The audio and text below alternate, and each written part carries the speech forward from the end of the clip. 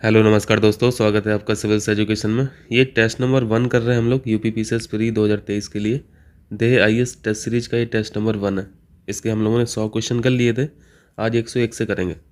इस test series के जो भी वीडियो रिकॉर्ड होते हैं मैं प्लेलिस्ट पे अपडेट कर देता हूँ, आप लोग वहाँ से देखते रहिए। चलिए पहला क्वेश्चन कीजिए। यहाँ पे स्टॉक एक्सचेंज के नाम है, कंट्रीज़ हैं और उनका शेयर इंडेक्स का नाम क्या है ये बताना है। देखिए ग्लोबल लेवल पर जो इंपॉर्टेंट शेयर इंडेक्स हैं इनको देख लीजिए। जैसे डेक्स शेयर इंडेक्स, ये जर्मनी का शेयर इंडेक्स है। एमडेक्स भी जर्मनी का है, निक्की जापान का है और सेंसेक्स और निफ्टी के बारे में आप लोग जान ही रहे होंगे, ये दोनों इंडिया के हैं। सेंसेक्स को रेगुलेट कौन करता है? बीएसई करता है, बॉम्बे स्टॉक एक्सचेंज करता है, और निफ्टी को एनएसई करता है, नेशनल स्टॉक एक्सचेंज। नास्डैक और डो जोन्स बहुत इंपॉर्टेंट है, ये यूएसए के शेयर इंडेक्स होता है। तो यहाँ पे जो पहला मिला हुआ है जर्मनी का मिडडेक्स, ये करेक्ट मैच है। थाईलैंड का शेयर इंडेक्स सेट लिखा हुआ है, ये सेट भी सही है, ये थाईलैंड का होता है।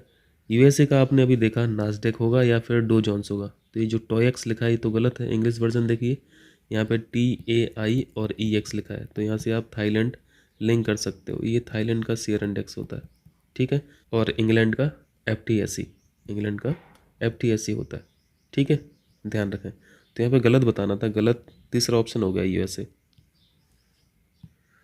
चलिए 102 देखिए, यहाँ पे पूछा गया है मुद्रा अपस्फीति यानी इन्फ्लेशन नहीं है, ये डीफ्लेशन है। डीफ्लेशन की स्थिति में मुद्रा के मूल्य में वृद्धि होती है। यहाँ पे दूसरा स्टेटमेंट क्या है? वस्तुओं एवं सेवाओं की जो प्राइसेस हैं, कीमत है, इनमें गिरावट आती है, ये डिफ्लेशन होता है। ये डेफिनेशन लिख दिया है उन्होंने डिफ्लेशन का। जैसे हम लोग इन्फ्लेशन पढ़ते हैं, मुद्रास्फीति पढ़ते हैं, इसको हम लोग कैसे समझते हैं? गुड्स और सर्विस के जो प्राइसेस हैं, कीमतें हैं, इनमें वृद्धि हो जाती है, लेकिन ओवर अ टाइम होता है, ये बहुत जल्दी नहीं होता है। ऐसा नहीं है 1 महीने में 2 महीने में प्राइसेस में चेंज हो गए। एक लंबे अंतराल में जो प्राइसेस चेंज होते हैं गुड्स और सर्विस के, ये मुद्रास्फीति होती है। सन 2000 में सीमेंट की बोरी 60 से 70 रुपये में आ जाती थी, लेकिन 2022 में यही सीमेंट की बोरी कितने की आ रही है? 250 रुपये की, 300 रुपये की, 400 रुपये की, इस तरह की रेंज है। सरसों के तेल की 1 लीटर की बोतल 50 रुपये में आती थी, अभी 220 रुपये में आ रही है। तो ये जो आपको ओवर टाइम प्राइस में चेंज दिख रहा है, यही इन्फ्लेशन होता है, यही मुद्रास्फीति होता है। आप इसी का उल्टा कर दीजिए तो डिफ्लेशन बन जाता है। अब यहाँ पे ये प्रश्न आता है कि ये प्राइस बढ़ता क्यों है? प्राइस बढ़ने के लिए हम लोग 2 कारण पढ़ते हैं, एक तो डिमांड साइड में पढ़ते हैं, है ना, डिमांड साइड में पढ़ते हैं, और एक सप्लाई साइड में पढ़ते हैं। डिमांड साइड का क्या मतलब है? डिमांड कौन करता है? कंज्यूमर करते हैं, हम लोग करते हैं। और सप्लाई साइड में कौन आ जाएगा? यहाँ पे कारखाने वाले लोग आ जाएंगे, प्रोड्यूसर आ जाएंगे, उत्पादक लोग आ जाएंगे। अगर कंज्यूमर के द्वारा डिमांड बढ़ गई है किसी प्रोडक्ट की, तब भी प्राइस बढ़ जाएगा। मान लीजिए यहाँ पे अगर सप्लाई साइड की बात करें, तो सप्लाई साइड में क्या? कारखाने हैं, कारखाने में क्या होता है? प्रोडक्ट बनता है, प्रोडक्ट बनाने के लिए रॉ मटेरियल चाहिए। कंपनी वालों को, कारखाने वालों को रॉ मटेरियल ही महंगा मिल रहा है, तब वो प्रोडक्ट का प्राइस बढ़ाएगा। तो आप इस केस में भी देख रहे हैं कि प्राइस बढ़ गया, डिमांड साइड में भी देखे थे प्राइस बढ़ गया, ठीक है। तो ये पॉइंट सही लिखा हुआ है, वस्तुओं और सेवाओं की कीमतों में गिरावट आती है। दूसरा लिखा है डिफ्लेशन को ही मुद्रा प्रसार कहते हैं, करेंसी स्प्रेड बोलते हैं। करेंसी स्प्रेड का मतलब तो इन्फ्लेशन होता है ना, डिफ्लेशन नहीं होता है। ये पॉइंट गलत लिखा है, केवल एक सही होगा यहाँ पे, ठीक है। चलिए 103 देखिए, यहाँ पे बताना है, कैपिटल बताना है, आसान सा क्वेश्चन है। साइप्रस, साइप्रस एक आइलैंड का नाम है, ये कहाँ पे है? ये भूमध्य सागर में स्थित है, मेडिटेरियन सी में। इसकी कैपिटल निकोसिया है, ये सही है। मैं मैप लगा दूंगा, मैप पे देखते रहना साथ में। तुर्कमेनिस्तान की जो कैपिटल है वो अज़गाबाद है, ये भी करेक्ट है। बोत्सवाना की कैपिटल गैबोरोन, ये भी सही है। नामीबिया की कैपिटल विक्टोरिया नहीं है, विंडहॉक है।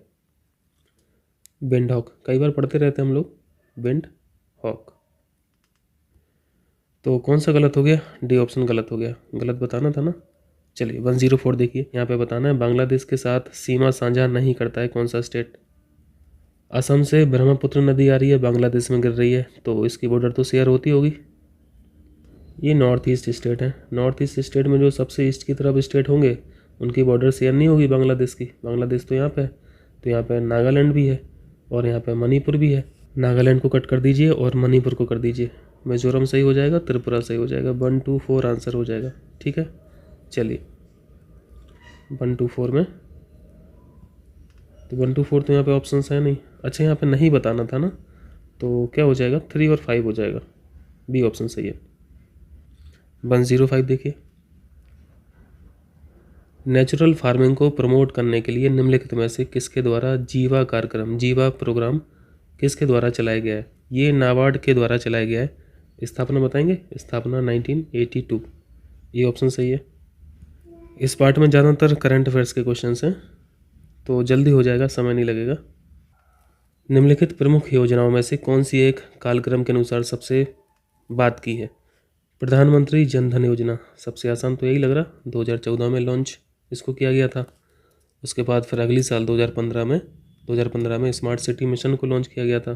फिर 2016 में लॉन्च किया गया श्यामा प्रसाद मुखर्जी रुर्बन मिशन, और 2017 में एक साल का यहाँ पे अंतराल करके क्वेश्चन पूछा है, 2017 में लॉन्च किया गया प्रधानमंत्री मातृ वंदना योजना को। ठीक है, तो सबसे बात की कौन सी हुई? 2017 हुई मातृ वंदना योजना। 107 में है, निम्नलिखित में से कौन सा एक देश गेहूं की उच्चतम उत्पादकता, यहाँ पे हाईएस्ट प्रोडक्टिविटी पूछा है। ठीक है, सबसे ज़्यादा उत्पादन कहाँ पे होता है ये क्वेश्चन नहीं पूछा गया है, तो ध्यान रखना यहाँ पे प्रोडक्टिविटी पूछ रहा है, यानी कौन सा देश कम एरिया पर कम क्षेत्रफल पर ज़्यादा से ज़्यादा गेहूं का उत्पादन करता है, यही होती है ना प्रोडक्टिविटी।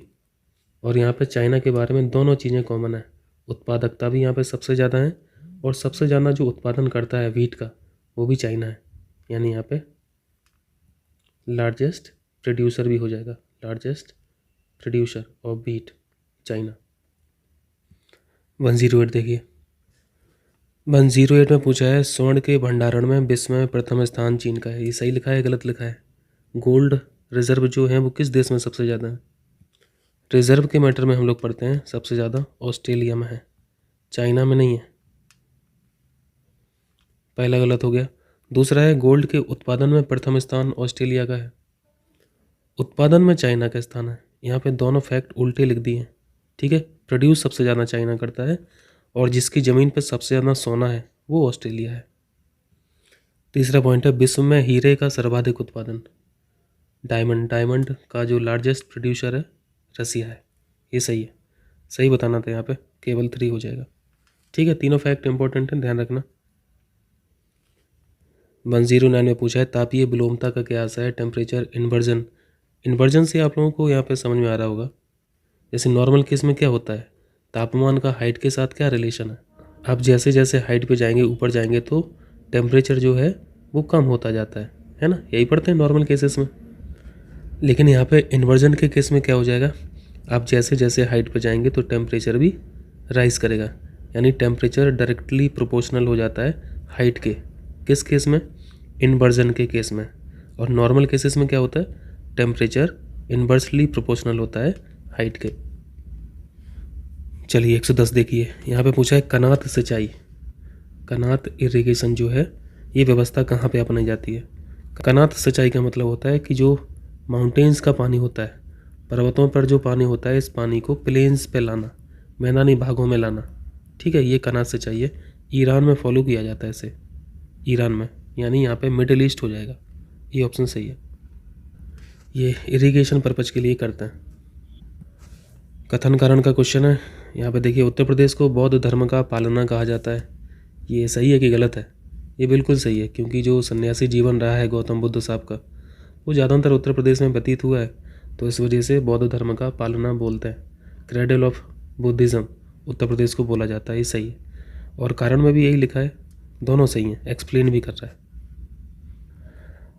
उत्तर प्रदेश में जो ज़्यादातर इन्होंने सन्यासी जीवन बताया है, जब आप लोग पढ़ते हैं 16 महाजनपद पढ़ते हैं ना, उसमें से एक महाजनपद कौंसल भी था, कौंसल राज्य में ज़्यादा व्यतीत हुआ है इनका जीवन। चलिए एक होमवर्क बताइए, ये जो 16 महाजनपद हम लोग पढ़ते हैं इसमें से एक महाजनपद साउथ में है, एक ही महाजनपद साउथ इंडिया में, उसका नाम बताइए।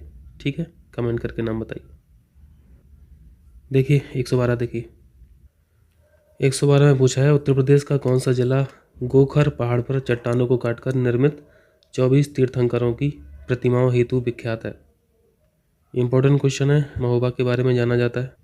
सिंपल इतना ही पूछ लेगा कि गोखर जो पहाड़ हैं ये कहाँ पे है, तब भी महोबा लगा देना। चलिए 113 देखिए, उत्तर प्रदेश का एकमात्र परमाणु संयंत्र नरोरा, न्यूक्लियर पावर प्लांट कहाँ पे है उत्तर प्रदेश का? नरोरा में है, नरोरा है मतलब ये किस जिले में स्थापित है? बुलंदशहर हम लोग पढ़ते हैं। स्थापना की गई थी 1991 में। 114 देखिए, निम्नलिखित में से कौन सा एक कानपुर में स्थित नहीं है। यहाँ पर 4 इंस्टीट्यूट के नाम लिखे हैं। पहला है Uttar Pradesh textile technology institute, UP,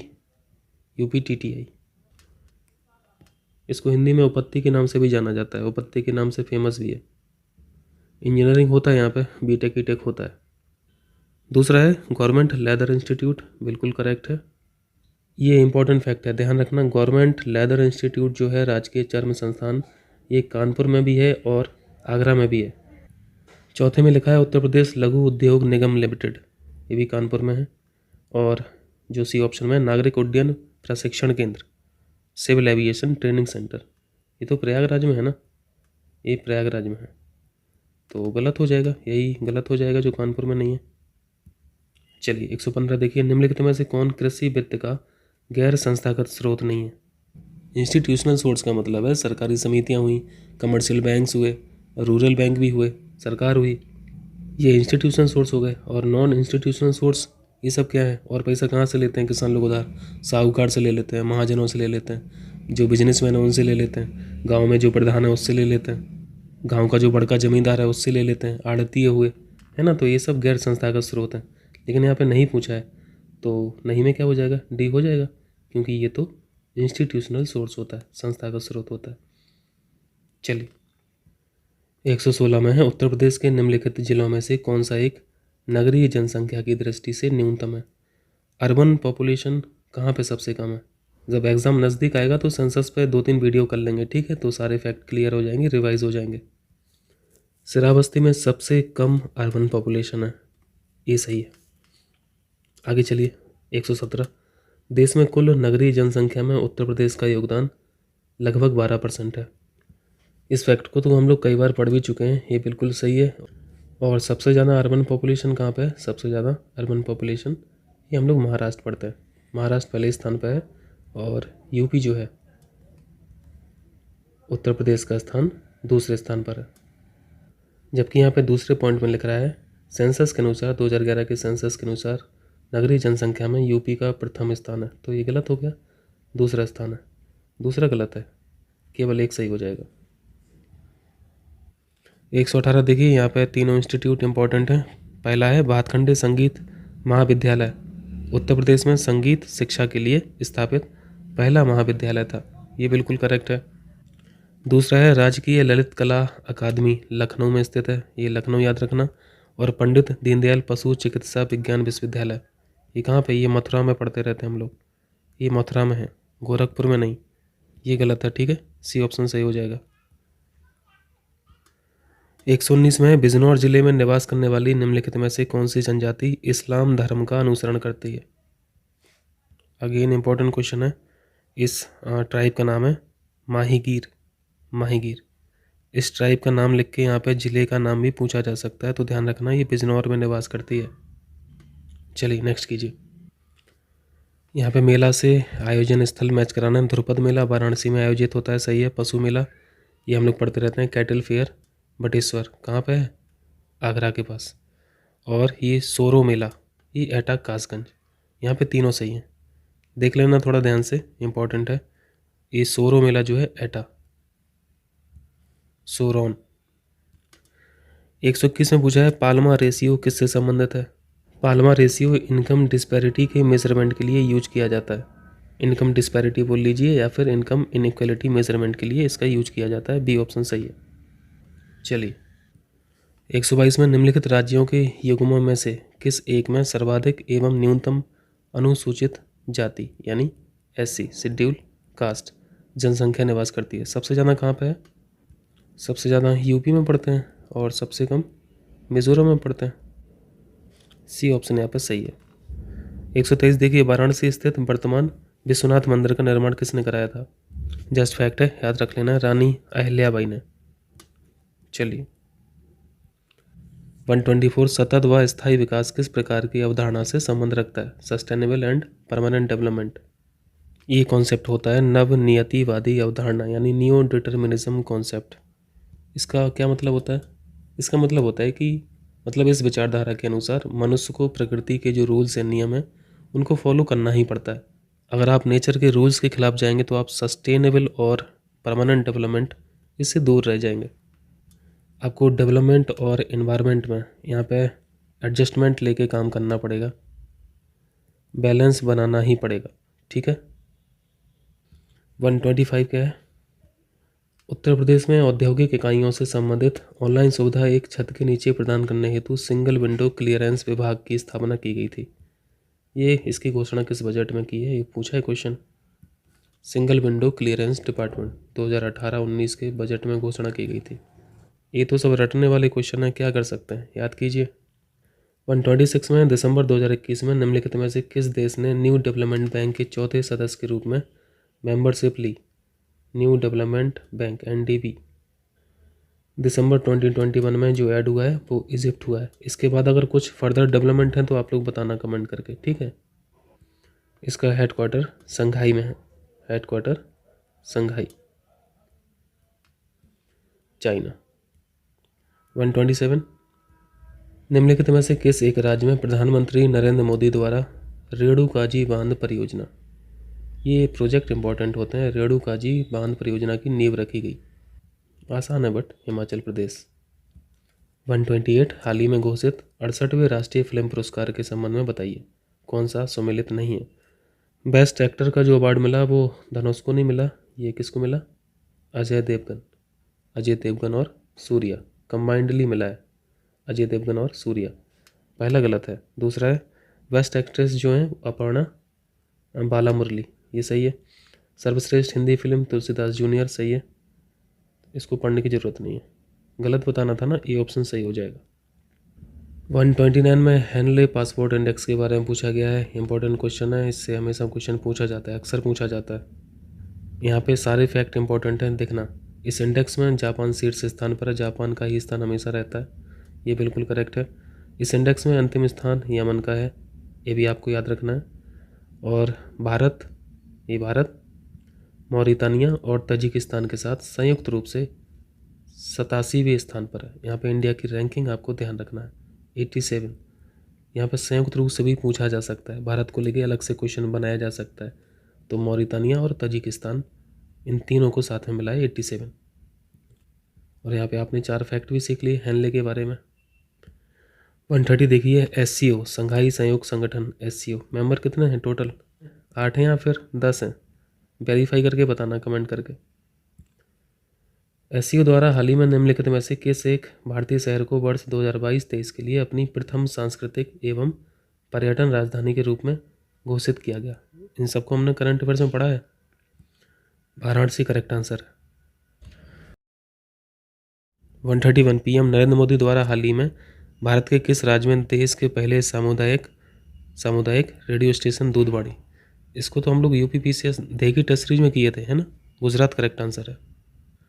132 Aravalli जैव विविधता पार्क को फरवरी 2022 में भारत का प्रथम ICM स्थल का दर्जा IUCN द्वारा प्रदान किया गया। यह पार्क कहाँ पे है? अच्छा क्वेश्चन है, अगर जैसलमेर राजस्थान लगाओगे तो गलत हो जाएगा।